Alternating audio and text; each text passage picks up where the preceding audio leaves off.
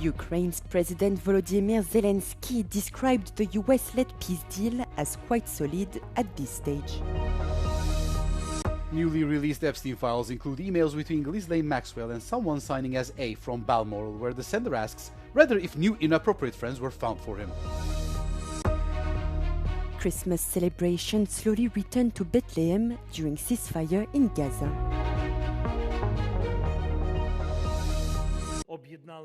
Ukraine's President Volodymyr Zelensky hailed some progress on the US-led peace deal, while acknowledging that compromises from both sides will be necessary. Я бачив знов-таки перші напрацювання, там майже 90%, якщо чесно, саме тих додатків, які для нас важливі, на що може розраховувати наша армія і Україна після підписання таких гарантій, наскільки сильними ми можемо бути. І виглядає все це сьогодні достатньо достойно. On Sunday, US Special Envoy Steve Witkoff called a meeting with Ukrainian and European representatives, as well as separate talks with Russian negotiators, as productive and constructive. Witkoff noted the US-Ukraine talks focused on the development of a 20-point plan, security guarantees to Kyiv, and a focus on the rebuilding of Ukraine. While peace talks are ongoing, Russia launched a large-scale drone and missile attack on several Ukrainian cities overnight into Tuesday, local media reported. Poland is beginning construction of an anti-drone system on its border with Belarus. Talking to reporters, Polish Interior Minister Martin Kierwiński announced that this will be the first anti-drone cluster installed on an observation tower on the border. An anti-drone cluster is a group of integrated systems mounted together that can detect, track and neutralize hostile drones. This modern border barrier, equipped with cameras, night vision and a motion sensor system, ensures a 98% effectiveness rate, Kierwiński pointed out. It is called a cluster because several devices and antennas are co-located on a single tower and operate as a single defensive unit. Kierwiński, together with Prime Minister Donald Tusk, visited the border guard site in Bobrowniki. Ponad 6 tysięcy ludzi wieczór wigilijny spędzi właśnie na granicy i będziemy o nich ciepło myśleć. I będziemy wszyscy pamiętać, że dzięki nim wszyscy pozostali mogą bezpiecznie te święta w swoich domach spędzić. Minister Kierwiński stressed that the Lukashenko regime, supported by Moscow, is waging a hybrid war that includes illegal immigrants and drones against Poland and the European Union.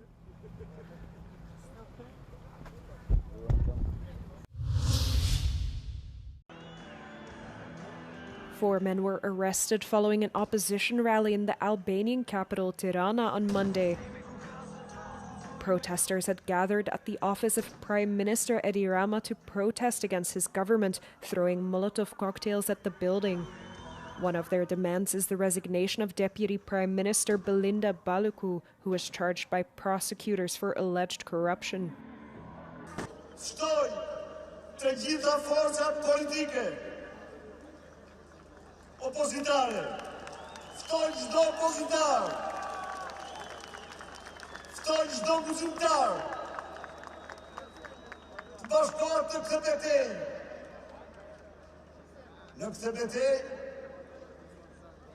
vendimtare për fatin e këtij kombi që po shuhet, që po shkëtohet. The opposition Democratic Party of Albania accused the governing Socialist Party of election fraud and the erosion of democracy in the country, issues they have been protesting for months. Several people were injured after an explosion at a chemical plant near Lyon on Monday. 4 workers at the Elcam Silicon site in Saint-Fond were hurt, 3 of them seriously. The prefecture activated emergency plans and ordered residents to stay indoors, but said there is no risk of toxicity to the population. A major response was deployed with over 100 firefighters battling the blaze at the Seveso classified facility. The fire is now under control with no missing persons reported.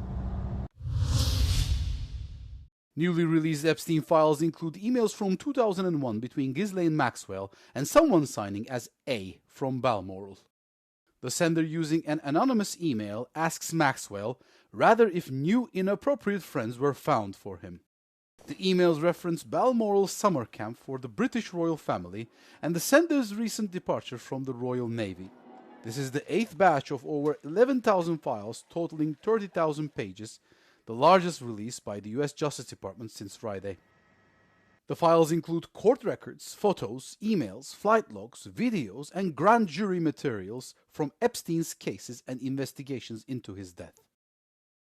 The files also include claims that Donald Trump flew on Epstein's jet at least 8 times between 1993 and 1996, more than previously reported. The Justice Department says some documents contain untrue claims against Trump submitted before the 2020 election. The US military said it struck another boat suspected of smuggling drugs in international waters in the Eastern Pacific Ocean on Monday, killing one person. Previously, the Trump administration has said the strikes were meant to stop the flow of drugs into the US and increase pressure on Venezuelan President Nicolas Maduro. The strikes brought the total death toll to 105 across 29 operations since September, when the Trump administration began targeting vessels it claims are operated by designated terrorist organizations. Some critics argue that the use of lethal force in international waters without due process amounts to extrajudicial killings. It's beautiful. It's the first. US President Donald Trump unveiled a new battleship, the first of the nation's newly announced Golden Fleet. The US leader, who said the country is in desperate need of new ships, called the fleet after himself, the Trump class of battleships. As you know, we're desperately in need of ships. Our ships are, some of them have gotten old and tired and obsolete, and we're going to go the exact opposite direction. The battleship, called the USS Defiant, has been compared to the USS Iowa. The vessel will weigh between 30,000 to 40,000 tons, significantly less than the weight of the Iowa. However, Trump said it would be larger and faster. Each one of these will be the largest battleship in the history of our country, the largest battleship in the history of the world ever built. And again, it's 100 times more powerful than the previous Iowa class. The battleship will be equipped with hypersonic missiles, nuclear cruise missiles, railguns, and high-powered lasers, technologies that are all still at various stages of development by the Navy. For the past 2 years, as the war in Gaza dragged on, Christmas in Bethlehem has been a somber affair. This year, Christmas celebrations and visitors are slowly returning to the city, signaling hope about the fragile ceasefire in Gaza. Christmas and religious pilgrims have always been a prime economic engine for Bethlehem.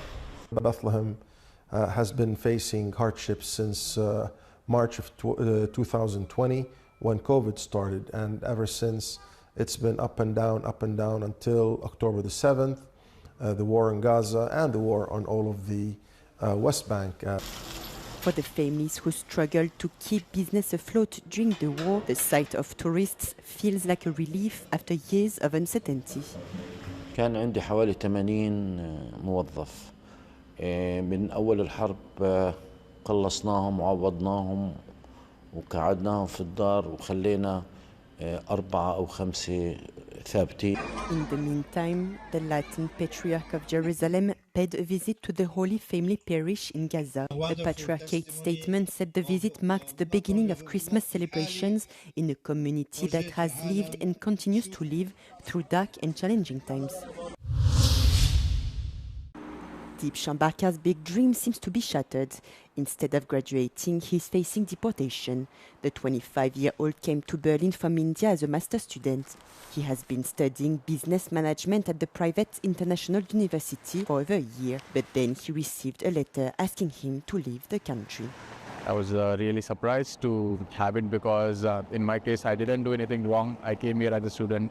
I came here to study. I came here for a better future. Studying, meeting friends, all that will soon be a thing of the past. The responsible authority suddenly no longer recognizes the IU sufficiently. His visa and those of around 300 other Indian students will not be extended, Deep tells us.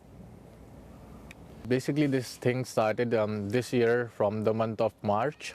They started deporting students because they consider the course that IU offers is a distance learning course.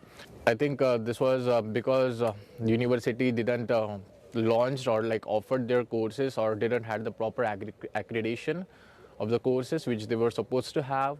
The argument, IU is not sufficiently equipped for face-to-face teaching. Nevertheless, until recently, IU attracted students with videos abroad. It advertises a typical German student life and the prospect of jobs in Europe. Instead, Deep is now stuck with a student loan of 20,000 euros that he contracted in India. IU would not refund the money, despite the fact that Deep's past exams seems to be worthless, as other universities would not recognize them. Deep tells Euronews. I'm kind of surprised and sad about it, but unfortunately things don't work out how I wanted it. And it's kind of tough to face all the situation mentally and physically. There are a lot of private universities here in Berlin, and IU is the only one that is having problems with the visa right now. And yeah, the students are suffering a lot because of it. Deep has lodged an appeal against his deportation, but he has little hope. IU said it regretted that students were asked to leave the country. The responsible authority had changed its procedure without informing the university. Während meiner Recherche habe ich auch mit anderen indischen IU-Studenten gesprochen. Zum Beispiel mit einem Studenten, der in Indien ist und das erste Jahr bereits online absolviert hat. Er sollte jetzt eigentlich nach Berlin kommen, um den Rest zu machen, aber bekommt kein Visum. Ein anderer Student hier in Berlin berichtet von Suizidgedanken, weil er abgeschoben werden soll. Laura Fleischmann aus Berlin für Euronews.